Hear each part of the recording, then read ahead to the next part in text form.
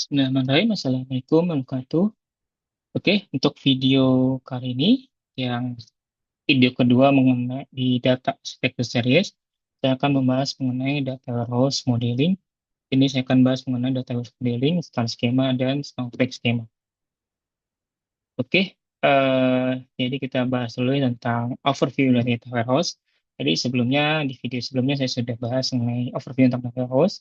Jadi di sini di video ini lebih fokus untuk data warehouse modeling. Jadi data warehouse itu ya adalah single source of the truth ya. Jadi tempat penyimpan untuk keperluan dashboard, reporting, misalnya di sini dari berbagai sumber data ya, baik dari database, dari sistem lain dan seterusnya ya. Lalu dimasuklah ke dalam data warehouse dan sini umumnya data warehouse itu adalah data structure nih ya.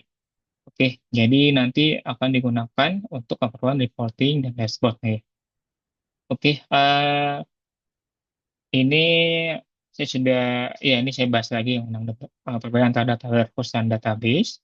Jadi kalau data warehouse itu digunakan untuk keperluan analytical ya, terpusat. Sedangkan kalau database itu lebih ke untuk keperluan data transaksional gitu ya. Nah, jadi memang ada beda keperluan. Jadi di sini kalau secara fisik ya, data warehouse itu lebih dari satu database ya. Dan di sini datanya pasti lebih besar ya dibandingkan database. Dan di sini untuk eh, keperluannya, data warehouse itu lebih banyak meretrieve data ya untuk keperluan reporting, dashboard. Kan kalau database ini untuk keperluan transaksional yang sering digunakan CRUD ya, create, read, update, delete ya.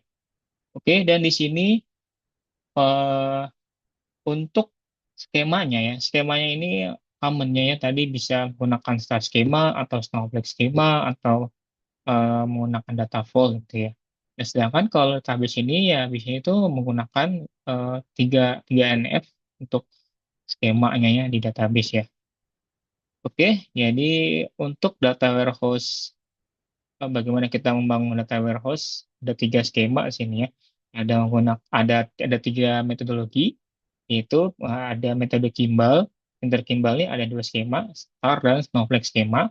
Lalu ada metodologinya si built-in mode. Sini built-in mode ini sama dengan konsep normalisasi database ya, gitu ya. Lalu ada lagi namanya data vault metodologi. Oke, jadi di video ini saya akan membahas mengenai metodologi si Kimball ini ya. Jadi ada Star dan Snowflake schema. Jadi untuk Star schema itu, secara gampangnya, yaitu Star schema itu ada dua komponen, ada dimension table dan ada fact table ya. Jadi dimension table itu adalah table yang berisi informasi deskriptif ya. Contoh misalnya table produk, table customer, atau bisa juga dibilang master table di database ya, gitu ya. Jadi di sini disebut sebagai dimension table. Lalu berikutnya ada namanya fact table. Jadi fact table itu adalah table yang berisi foreign key dari eh, dimension table ya. Jadi misalnya ada dimension table produk, customer, terus misalnya ada time. Nah, nanti di eh, foreign key-nya itu ada di table fact table. Lalu juga ada kolom baru ya yang berisi measure atau metric ya. Dan di sini biasanya itu kolom ini berisi kayak misalnya sales revenue, kayak contoh eh, misalnya kita mau menghitung total total penjualan. Berarti biasanya itu kan rumusnya adalah eh, unit price dikali eh, unit price dikali quantity yang terjual gitu ya. Lalu dikali habis itu di summary jadilah misalnya total total sales ya. Nah, total sales. Nah, kolom total sales ini nanti akan ada di table fact table ya. Dan seterusnya gitu ya. Jadi itulah start schema dan dan fact table ini bisnya itu di tengah-tengah ya. Nanti di fact table ini dikelilingi oleh table dimension ya. Oke, nah ini contoh dari start schema ya. Jadi contoh misalnya ada table dimension, ada time dimension, ada product dimension, ada employee dimension, ada customer dimension. Masing-masing table dimension ini ada key-nya yang jadi foreign key di table fact cells ya. Misalnya product dimension itu ada product ID, nanti juga akan ada product ID yang sebagai foreign key di fact cells, dan keempat table dimension ini pasti ada foreign key-nya di table fact cells, dan ada kolom baru ya, ada quantity dan ada discount, dan ada misalnya ada total sales misalnya. Nah, itu untuk star schema gitu ya. Oke, lalu berikutnya tentang Snowflake schema. Jadi, kalau star schema itu berarti satu satu fact table dikelilingi oleh dimension. Nah, kalau Snowflake schema itu lebih ke pengembangan dari si star schema. Nah, jadi di sini dimension table-nya itu di Snowflake schema itu akan dipecah lagi ya menjadi eh, lebih dari satu table ya. Jadi di sini lebih untuk mendetailkan dari si eh, dimension table-nya itu ya. Jadi di sini impact-nya itu hanya ke dimension table, tidak ke fact table. Jadi fact table itu tidak berubah, sedangkan dimension table itu jadi ada lebih dari satu table dipecah gitu ya. Nah, di sini biasanya itu kapan sih kita menggunakan star schema dan snowflake schema itu tergantung lagi dari kebutuhan deh. Nah, ini contoh untuk snowflake schema.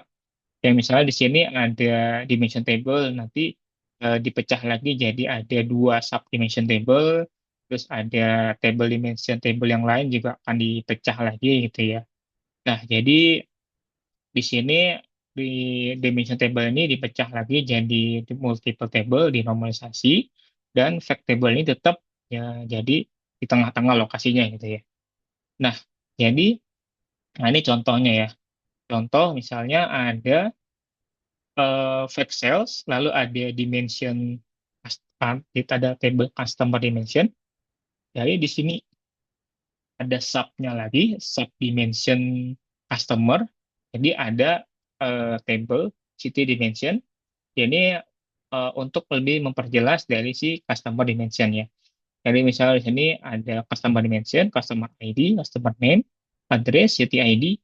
Nah, city ID ini adalah foreign key dari table city dimension yang berisi city ID, city name, zip code, state, dan country. Sama juga dengan ada namanya product category dimension, dia itu lebih menjelaskan dari table product dimension. Lagi dibahas lagi misalnya name, description, unique place, dan juga ada misalnya table department dimension, dia ini berelasi dengan employee dimension, gitu ya.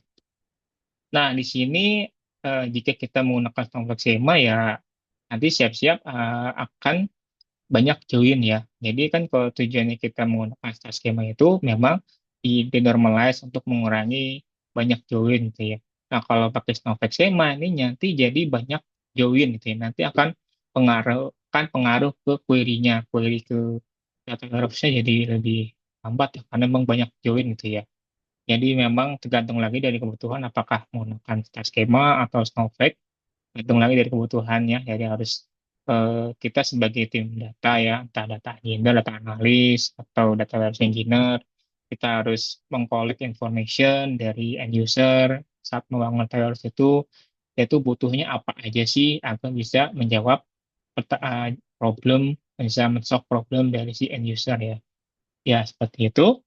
Eh, jadi untuk video kedua ini mengenai data warehouse modeling, saya cukupkan ya. Semoga informasi ini berguna bagi teman-teman yang ingin belajar tentang data architecture series ya, tentang data warehouse. Dan jangan lupa untuk video eh, dan jangan lupa stay tune dan tetap untuk video berikutnya ya. Jadi insya Allah di video berikutnya ini saya akan membahas mengenai bagaimana mendesain data warehouse modeling menggunakan star schema di BigQuery. Dan ya ada contohnya nanti ya. Oke, semoga video ini bermanfaat dari teman-teman. Jangan lupa bagi teman-teman yang suka dengan video ini bisa like dan subscribe dan share ke teman-teman yang lain yang bagi ingin belajar tentang data engineering, data warehouse. Oke, oke, thank you. Sampai jumpa di video berikutnya.